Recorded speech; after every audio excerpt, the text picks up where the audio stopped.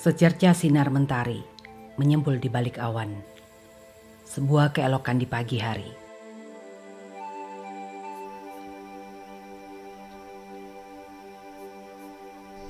Mataku pun bisa menatap lautan luas dengan panoramanya yang indah.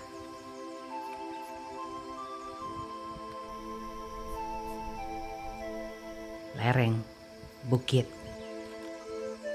dataran, hamparan luas lahan pertanian yang subur. Kadang hati bergumam, siapakah manusia sehingga engkau mengaruniakan semua keindahan ciptaanmu ini bagi kami?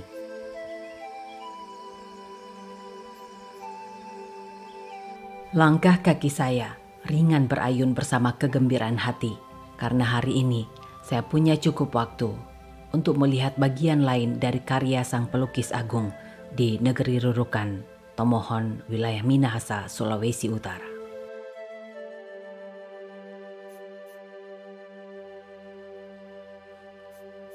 Tanaman sayur yang berbaris rapi sejenak membuat langkah saya terhenti, ingin menikmati keindahannya.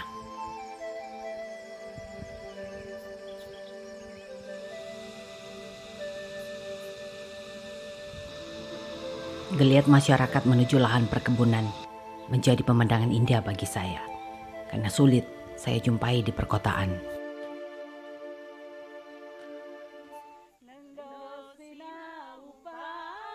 Sayup-sayup terdengar suara merdu. Muncul tanya, dari mana gerangan suara itu?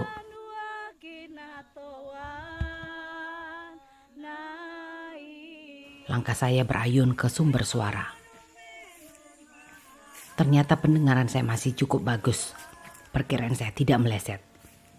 Di balik bukit, terdapat sekelompok ibu yang sedang bekerja bergotong royong atau mapalus, menggarap perkebunan sayur sambil bernyanyi.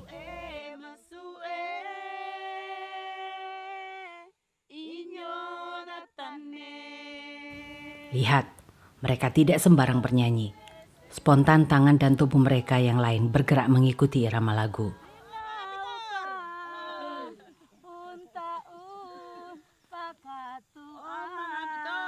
Lagu sepertinya telah menyatu dengan irama kehidupan warga Rurukan Tomohon ini.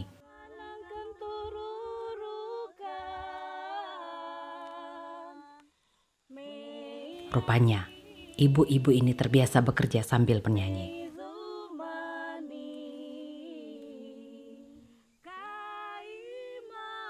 Saya ikut merasakan atmosfer keceriaan dan semangat mereka bekerja.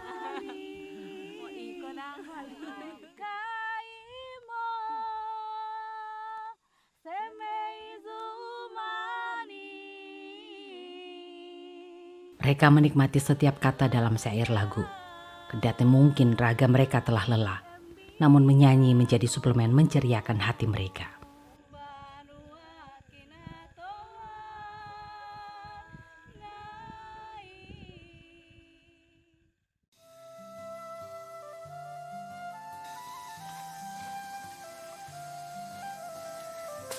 Kebiasaan menyanyi tidak hanya tampak saat melakukan aktivitas berkelompok di kebun, tapi juga ketika bekerja tanpa teman dalam kesendirian, seperti yang dilakukan penyadap Enau ini.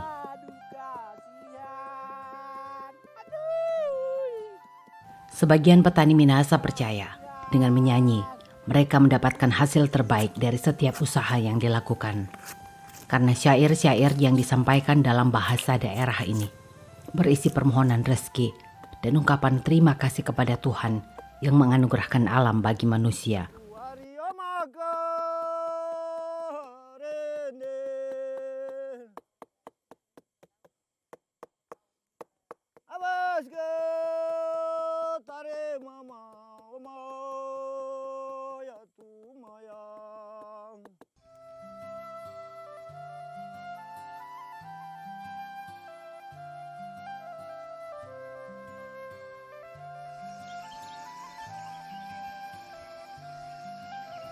Puas menikmati keindahan alam perkebunan, saya semakin ingin tahu aktivitas warga di perkampungan. Beberapa warga mengajak saya melihat kesibukan di sebuah hajatan.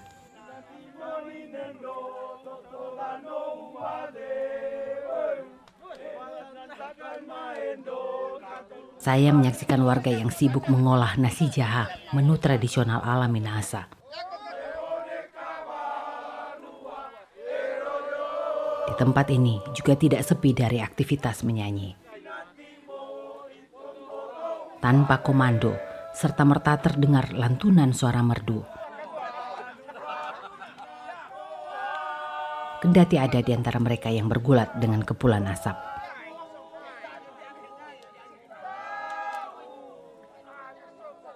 Tersadar, saya baru mengerti kenapa kampung ini disebut Kampung Mak Zani, kampung pernyanyi. Pemirsa, ternyata ketika masyarakat Nunukan sedang memasak ataupun membakar nasi jaha ini, mereka masih saja menyanyikan lagu Mak Zani. Terlihat antusias dan semangat dari masyarakat Nunukan.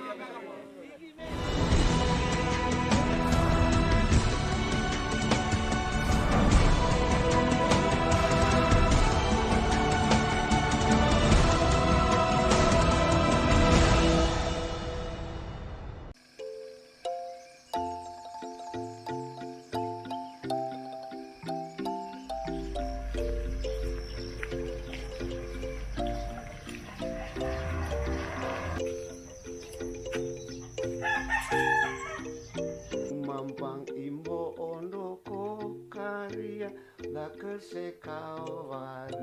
Itu kalau pagi-pagi. John Apo, salah satu tokoh yang dituakan di Kampung Rurukan, banyak mengetahui tentang Mak Zani. Ia masih ingat betul bagaimana Mak Zani sangat kental di masyarakat sejak masa kecilnya. Sebenarnya kalau Mak Zani dalam bahasa Tombulu babunyi. Nah, tapi babunyi itu dalam bentuk menyanyi. Memo kita rumah mepela ance were bong bong. Artinya bahwa saya mengajak yang di situ jangan kok susah. Ini kok pesta. Jadi mesti gembira-gembira, mesti rame-rame. Saran dengan nasihat, juga pun teguran, tapi halus toh. Daripada kita bilang, ngana bodoh. Kan atau ngana malas, kan itu kalau Pak orang itu kasar itu. Atau kalau di sini ya, kalau di sini banyak kali kalau dia mau tegur misalnya langsung bilang, kalau dia malas dia bilang, mak raji nih, ya, baatnya bakar jakoa. Ya, itu tanda kebersamaan. Bagaimana supaya kalau satu sama nyanyi, so ikut tuh banyak orang, ya, tanpa disuruh. Apalagi semangat masyarakat Terurukan untuk melestarikan Mak Zani sangat tinggi dengan menggelar lomba Mak Zani setiap tahunnya. Ini mendorong John Apo menulis syair-syair Mak Zani syarat pesan dan makna. Dari John Apo, saya mendapat informasi malam ini ada kegiatan lomba Mak Zani. Ia didaulat menjadi salah satu juri.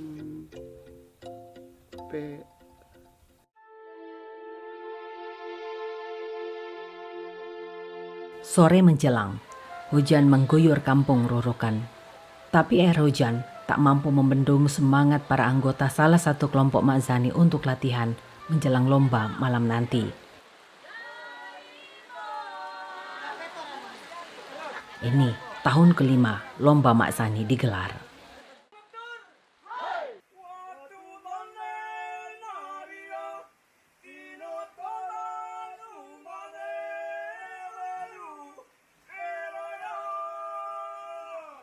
Mereka terus melaksanakan latihan, menyelaraskan irama, memantapkan gerakan, melatih kekompakan sebelum tampil dalam lomba.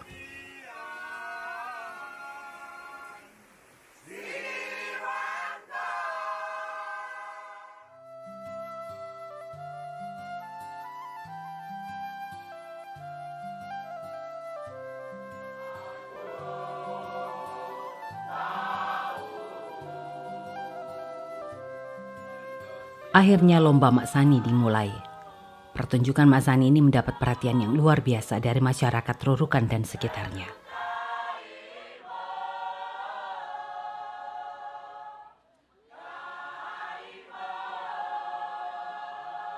Lihat, mereka berdiri berpayung langit untuk menyaksikan gelaran Mak Zani.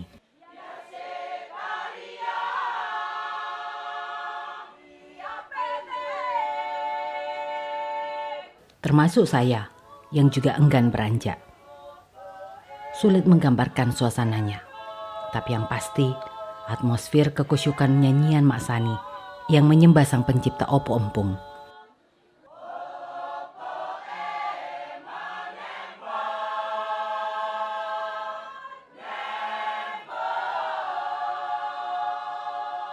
Membuat saya berkali-kali tertegun.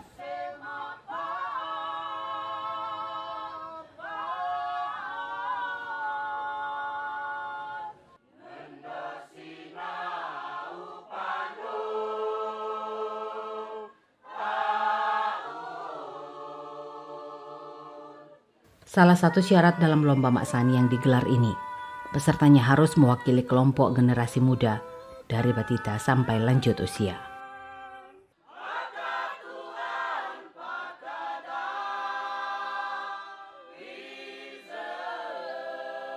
Paling tidak, lomba Mak Sani ini menjadi benteng untuk menghalau pengaruh budaya modernisasi yang tak sesuai dengan jati diri bangsa.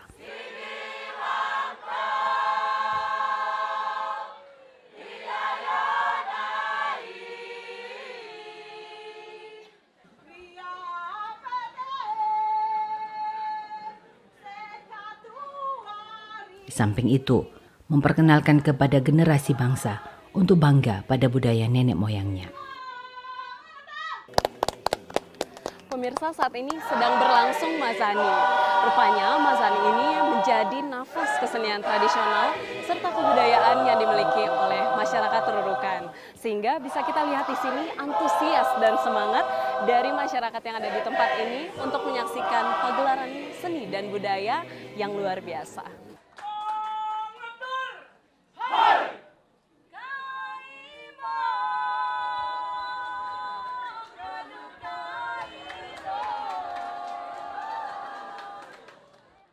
Setiap tumpukan Mak Zani ini ada pemimpin. Dalam bahasa daerah setempat disebut tuus.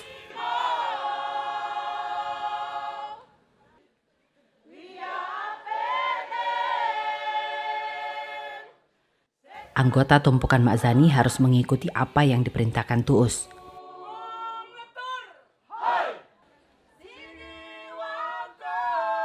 Ini senafas dengan ajaran para tua-tua Tomohon Minahasa.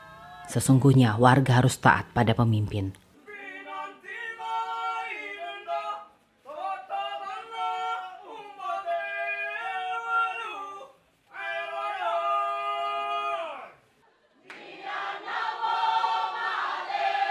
Dan seorang pemimpin harus bisa mengarahkan yang dipimpinnya. Ada komunikasi yang selaras.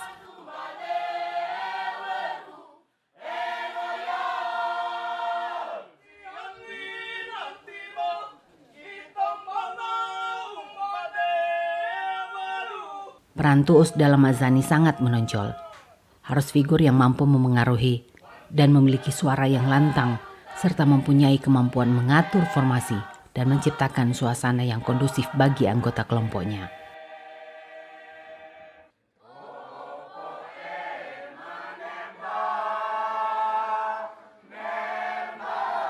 Walau ada pemimpin dan yang dipimpin, tapi formasi Mak Zani juga menonjolkan kesejajaran. Dalam satu segmen pada pertunjukan ini, ada formasi bersejajar yang menunjukkan pertemanan seorang pemimpin dan yang dipimpin.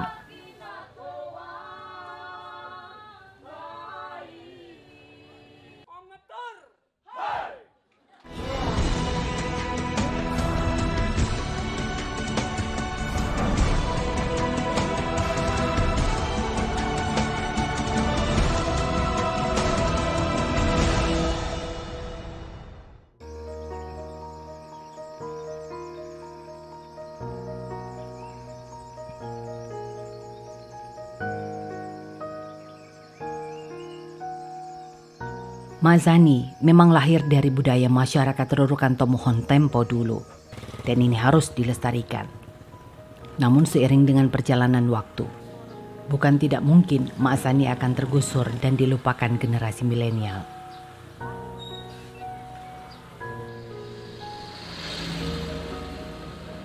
Setidaknya hal ini sudah mulai dirasakan ketika Rurukan menjadi salah satu dari tinggal sedikit kampung yang masih bisa ditemui Mak Zani.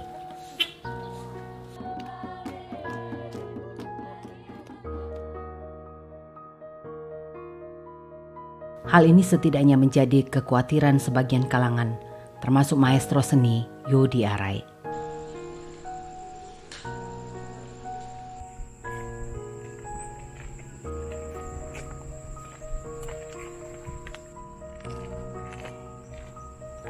Yodi Arai pernah belajar musik di negeri Belanda hampir 10 tahun.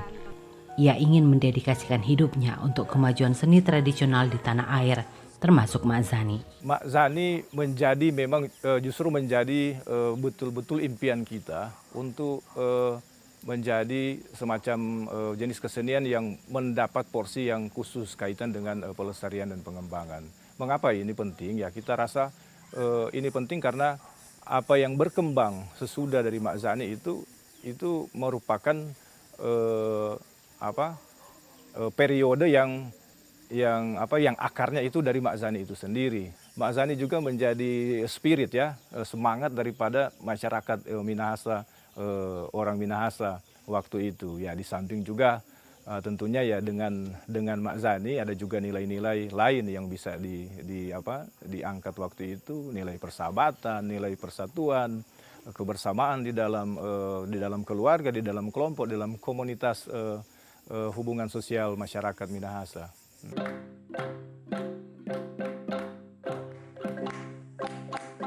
Dengan kemampuan seni yang dimiliki, Yodi Arai berupaya agar Mak Zani tidak lagi menjadi pertunjukan vokal dan gerakan yang monoton, tapi bisa dimodifikasi dengan peralatan musik tradisional lainnya.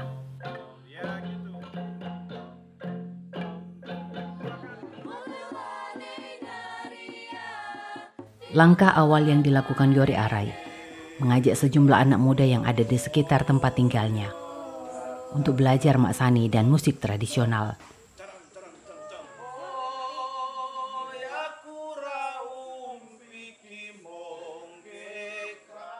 Lama-kelamaan semakin banyak yang tertarik untuk belajar Mak Zani. Akhirnya, sekitar 15 tahun lalu, ia berupaya membuat sanggar yang diberi nama Rumah Budaya Wale Mak Zani. Perlu ada kemasan yang lain dari yang lain, yang mungkin lebih kemasan yang kekinian gitu. Nah sehingga dengan kemasan baru itu barangkali ini akan memberikan motivasi dan memberikan daya dorong bagi generasi muda untuk dari hari ke hari itu semakin mengenal Mak Zani itu dan akhirnya bisa menerima itu sebagai milik mereka. Di sanggar yang sederhana ini, sekarang Yodi Arai melatih lebih dari 50 anak belajar Mak Zani dengan sentuhan kekinian. Di sanggar ini, pertunjukan Mak Zani dikolaborasikan antara lain dengan musik tradisional Kolintang ataupun tambur.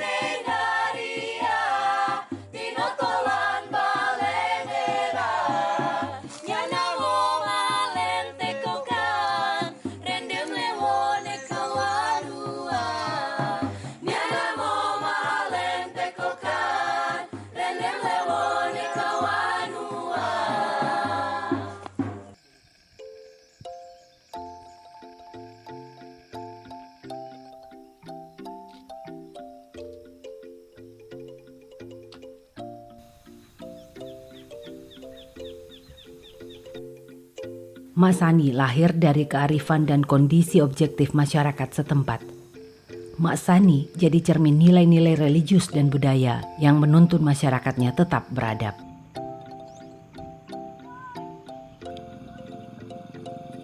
Perlahan tapi pasti, semangat masyarakat Rorokan untuk menggaungkan kembali Mak Zani, juga kepedulian tokoh seni seperti Yodi Arai, mulai memunculkan harapan.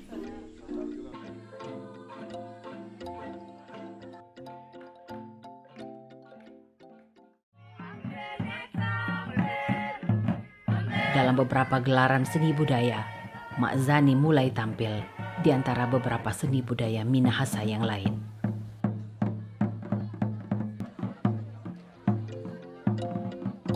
Mak Sani bukan segala-galanya dalam budaya orang Tomohon, tapi Mak Sani setidaknya mengingatkan generasi kini bahwa nenek moyang kita sesungguhnya memiliki peradaban, nilai-nilai religius dan kebersamaan, serta mengedepankan tata nilai pergaulan.